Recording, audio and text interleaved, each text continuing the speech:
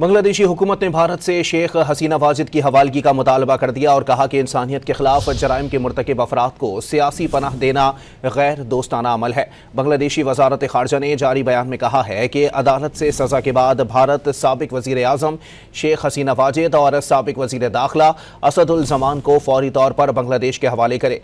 भारत दोनों ममालिक के दरमियान हवालगी मुआहदे पर अमल का पाबंद है। बयान में भारत को बावर कराया गया कि इंसानियत के जराइम के मुर्तकिब अफराद को पनाह देना इंसाफ की तौहीन है।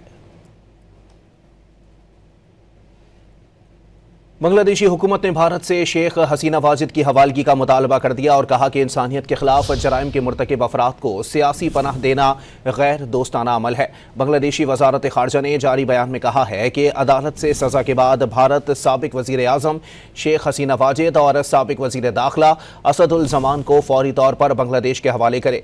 भारत दोनों ममालिक के दरमियान हवालगी मुआहदे पर अमल का पाबंद है। बयान में भारत को बावर कराया गया कि इंसानियत के जराइम के मुर्तकिब अफराद को पनाह देना इंसाफ की तौहीन है।